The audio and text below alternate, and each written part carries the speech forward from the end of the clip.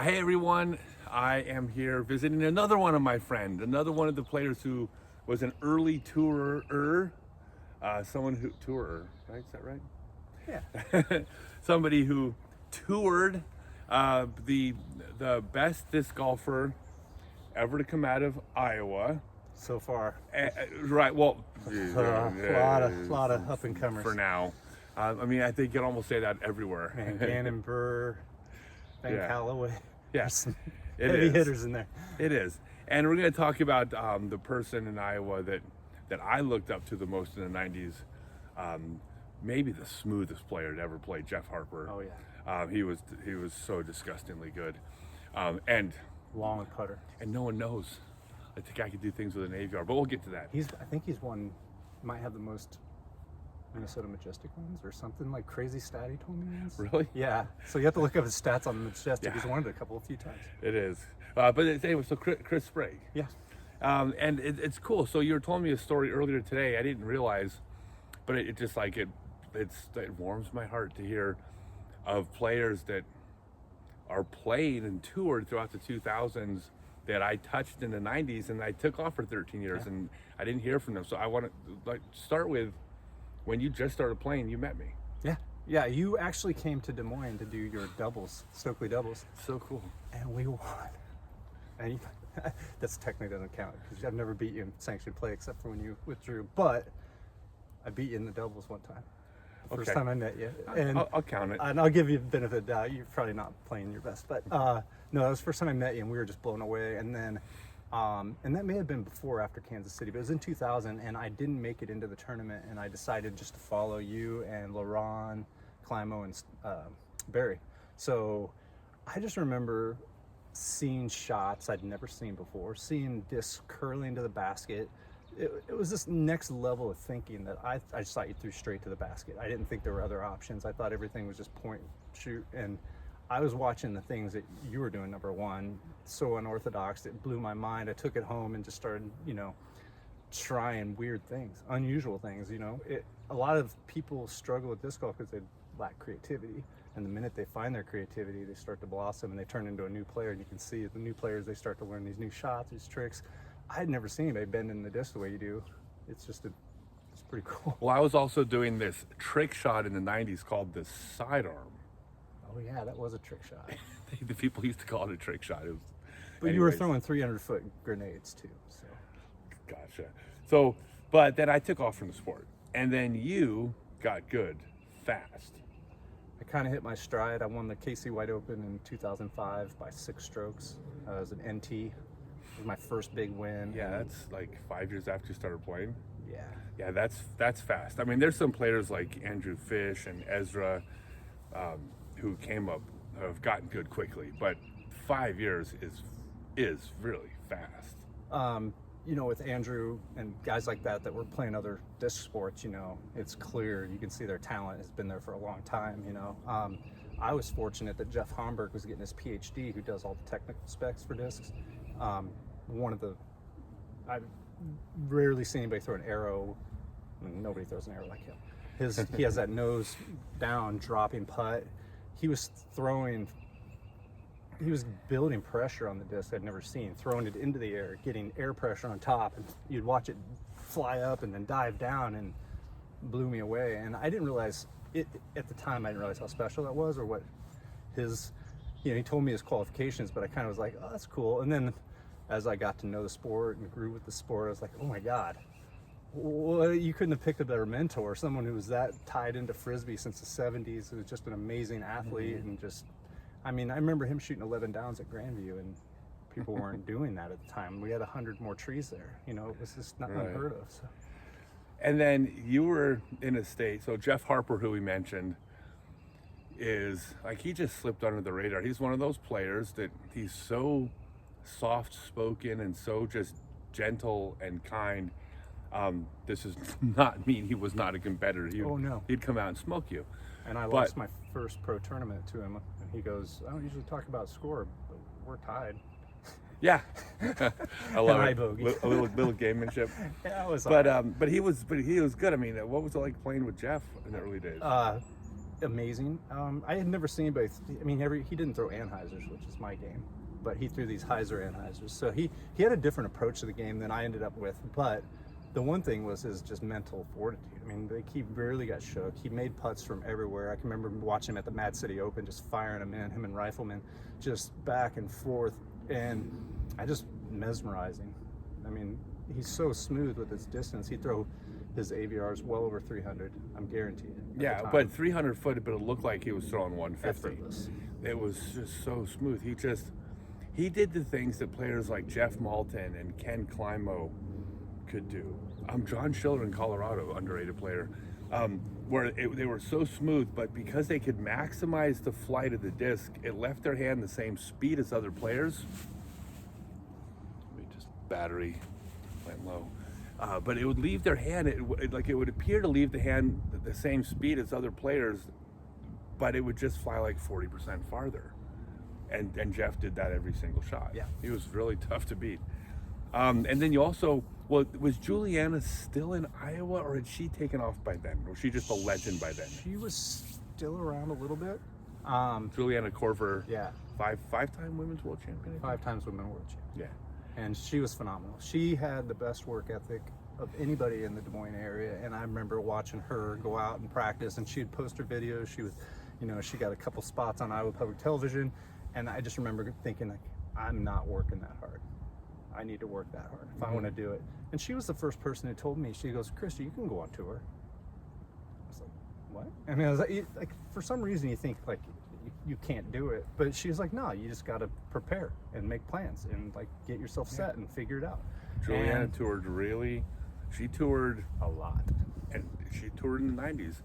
She was I believe the third woman to tour after Nina Devell and Sue Stevens. Yeah, if I'm not mistaken. I think sounds she was right. third. So you lived there. Okay, but you decided to tour what year? 2006. I went on full tour. Moved out to Oregon, moved in with Avery and Dave. Yeah, so Avery Jenkins and Dave Feldberg. God, I can't even imagine what that would be like. Like, I love both those guys. Oh, they're like brothers when they were together. It was great.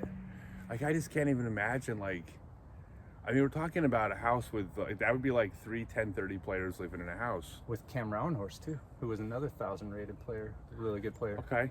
Yeah. Yeah, like you're gonna get better every single day. You guys practice together a lot? Yeah. No, I learned a ton from Dave and Avery. Avery and I played a lot of catch. Dave had more free time. It seemed like I found a little more free time with Dave a couple times to get out to play, but most of the time I was gone when I was out there. I was a short period of time, a month or two. I was on the road 11 months pretty much, so like a week here, week there, a couple weeks at a time. But in the winter I played a lot of golf with Dave, and yeah, my game, I ended up getting second at the Memorial right away, rose up to 1023 rated, my highest rating ever, and then in a short amount of time, just from that period living with them and playing in nicer conditions up in Oregon, being able to play through the winter, and days like today where this is all winter there. So. And you were living there, but were you traveling with them, or? I was driving their RV from town to town, so making sure, because they were going to school and getting their degrees, being responsible with their futures, and they needed somebody to get their RV from town to town. So I would just drive it, get it there. They would show up, fly in, use the RV for a little while, and go back to school. Well, one way to be responsible with your future is to get your degree. Another way is to spend all your time disc golfing and being responsible to your disc golf future. So there's different paths, kids. As parents are like blocking my channel as I'm telling their kids not to go to college. But journeyman. I'll just edit this part out. Okay, so you travel. What was the biggest win? I mean, was it the KC? 2005 was a KC Wide Open. I'd gotten 8th at Worlds in Des Moines in 2004. Okay, real quick. Was that disappointing? No. Even though you'd only been playing 4 years, it was your home course, so you were happy. I was elated. Honestly, with the competition, everything going on, only being in the pro for 4 years, being in the top 10 was a dream come true. And it was at my hometown. So who won? Barry killed it that year. Okay. That was 04, and he shot, I remember shooting a couple 12 unders at some of the courses, and think he shot a 49 at Pickard, which I think I shot a 50. I can't spell 50 these days. So those are really hot scores out there. Right. Gotcha. So Kansas City was your biggest win. And then during the tour in 06, I ended up getting a second place at the Memorial, which was a big chunk of money. It was my biggest money win. Ended up getting a sponsorship with Solomon Sports, which was huge. That was when I thought the sport was really going. Kind of sputtered for a few years. Right. But and then I ended up winning the MSDGC, which is Maple Hill. And again, Barry Schultz had shot a couple course records, was up by 5 after the 5th hole. I took the lead on hole 14 and then held on to that and ended up with winning by 1. So you won Maple Hill. I won Maple Hill, and that was what got me promoted to team champion. Innova, thank God, treated it like a sanctioned event. It's one of my biggest wins, and it's not even on my record. So, gotcha. So, yeah, I just played Maple Hill for the first time a couple weeks ago. That's a special place. They've been making it harder too. Oh yeah, it just gets better every year. It's another course like this where people are putting time in all the time. Yeah, it's spectacular. So how long were you actually out on the road for? 8 months straight. 8 months straight. And then 11 months pretty much on the tour. And then I won the national points title that year.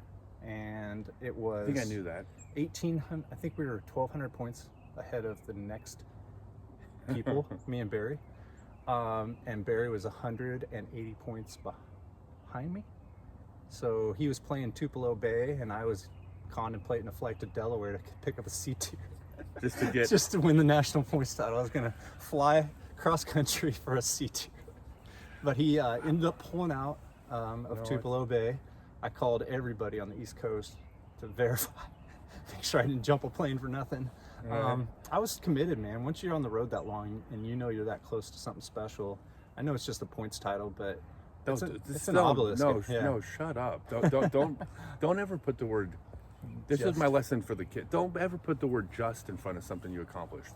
That's what other people do to you. You should never do that to yourself. Oh, I guess that's a good point. I mean, at this point in 2004, there were probably about 1.5 million disc golfers out there. You were first in what you accomplished. There's no just. No, you're right. No, and I say that because a lot of people don't put the same stock, I guess, in the points as they do in other things. So. But there's different accomplishments. There's different things and different goals and different So, no, I just I'm at that age where I have to chastise people for. And I'm 46. I'm 51. This week, so I'm 51. So I'll still take it. I'll still take it. So, players that are thinking about going out on tour, there's a million reasons. Not reasons. Well, there's 3 reasons not to go on tour. There's 600 excuses. There's some legit reasons. I mean, you have kids, or there's reasons not to go on tour. But most of the people that don't go on tour, I don't consider those valid reasons. What do you say to those players that touring's an option and they're finding reasons not to when they want to? I think at the end of the day, you have to decide how are you going to look back on this when you're 40 and regret it? You only have certain windows in your life to do. I was 31 when I toured, so I mean there are opportunities later in life, but those start to shrink up. And if you have that talent, you have that drive, and you have the ability to take that risk, you'll recover. You're young. You're going to have the adventure of a lifetime. You're going to meet friends and open doors that you just can't imagine. The people, the long-lasting friendships and the memories. All over the world. I get chills thinking about, even and as hard as it is, as the road grinds you down and everything can be overwhelming at times, there's just a certain amount of freedom that you can't do with a 9-to-5 job. Yeah. And if you have that opportunity and you have that drive and you want to go out there and take that risk, do it with a good plan. Be smart about it. Don't take too many risks, and you'll recover if it doesn't work out perfect. The worst that happens is you go home with a great adventure. Yeah. So the thing I tell everybody, this is more old man. I'm gonna get on my where's my soapbox? There it is. So the thing that I have never heard my entire life. I'm 51 years old, and I've been around and I've heard a lot of people say a lot of things. The one thing I have never in my entire life heard an old person say, I've never heard them say any variation or version of You know what I regret most in life? Those 2 years I toured with the band.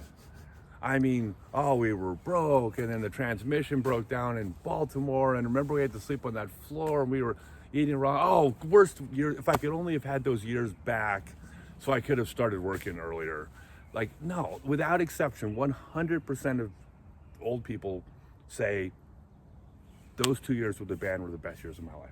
Yeah. Nobody looks back and says those 3 years living on the beach in Hawaii, surfing and eating bread and bologna, that was the worst years of my life. It's like, no, everyone says it's the best. When I drove the RV out to Des Moines for the first tournament of the year for Portland, I blow tires in Wyoming. I blow tires in North Platte, Nebraska, and all of a sudden I'm getting in at 3 a.m. and I have a tournament that starts at 8 in the morning. So those little things, I don't look back on that and go, what a terrible, like, no, of course not. You look back and go, I made it. I made it happen. And you accomplished it, and it's like, it's fun.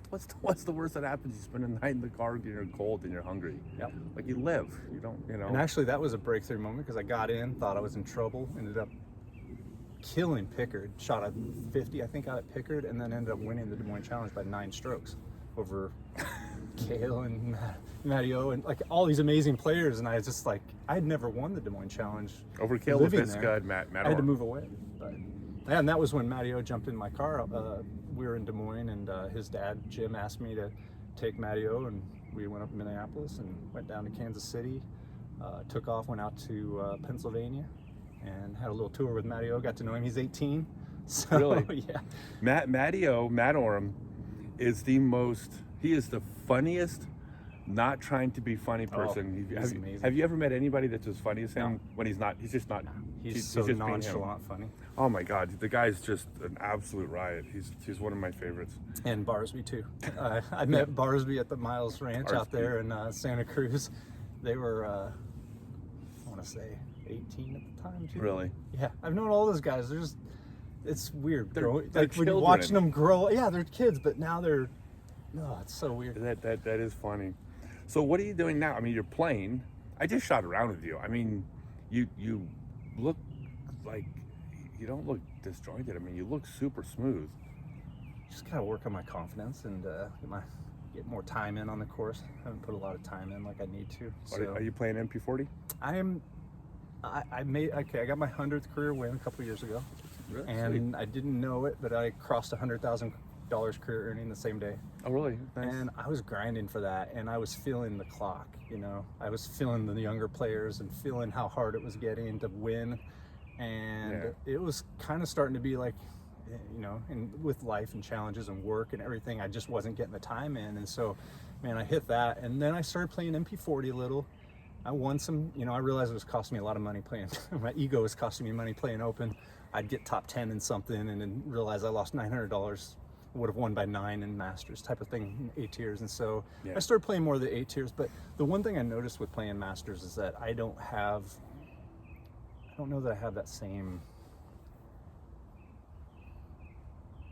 killer instinct. I don't know, there's something about that, knowing that you're with the sharks, the biggest sharks in the pool, and like that intensity of every shot is critical. And I found myself in MP40 maybe let my guard down and thinking it was going to be easier, and it ended up being harder for me. I found myself struggling more. It is, and you got to have different motives. Yeah. I play all divisions now, but I mean, I have my most success the older I'm 51. I play like MP40s, and I, usually do fine. But most of those tournaments in the Open, I wouldn't have won. No, yeah. And it's like, but I find I'm looking for different motives to play now. Now I'm enjoying playing more. I'm competing, but it's not the same type of competition. It's more like, it's just relaxed. So it's a trade-off. Like, you lose something, you gain something. Yeah. You got to figure out what you're playing for. I mean, you should play Open your entire life if your goals are a certain goal. Like, that's what Avery's saying. He has no desire to play MP40. I respect that decision. I did that. I took 13 years off, came back, and I played Open for the first 9 months. Yeah. And I was gone for 13 years, and I didn't win a single tournament in the first 9 months, but I was still committed to playing Open. I just was like, I'm not playing it. I said I would never play Masters Division, but Things change. Things change. Things change. So what are your plans this year? Are you going out on the road? Or not Yeah. not on the road, but I mean you're going to be traveling to compete? Yeah, or? I'm gonna pick up a disc golf pro tour series here down in Harmony Bends. Beautiful course. I'm gonna Playing open? Yeah, I'm playing open. Yeah, okay. Yeah, Right. there's no Masters there, but I want to go Oh, that's down right. there. I want to get ready for the season. That's how I'm going to do it. I'm going to go and put myself on a tough course, competing against the best players, and then I have a couple of Masters tournaments right after. This year I was inducted into, or last year I was inducted into the Iowa Disc Golf Hall of Fame. So congrats. that'll That's be cool. there'll be a ceremony this year for that. It's kind of exciting. Are you? What year were? How many years had they done in? I want to say the first year was with Jeff and Juliana. Would have been 2014, 11. Probably doing a bad job here. Maybe Yeah. 2011. Okay. I want to say. That's neat, man. Well, cool. I wish you the best. Keep doing your designing courses. You're doing the YMCA kids classes. Yeah, you're the teaching. kids clinics. So Yeah, the disc golf camps are my favorite. The kids are great. Now I'm seeing a lot of them out here playing, so that's exciting. My son's out playing. Okay. He was at my camp, Yeah, which is that's exciting. So it's neat to see the kids around here. You're seeing like 10, 15 kids where 5 years ago there was one or two, you know? Yeah, And so we're it's- starting to see divisions develop, and so the youth. the only problem with the kids is that the 15-year-olds that throw 600 feet, they're annoying.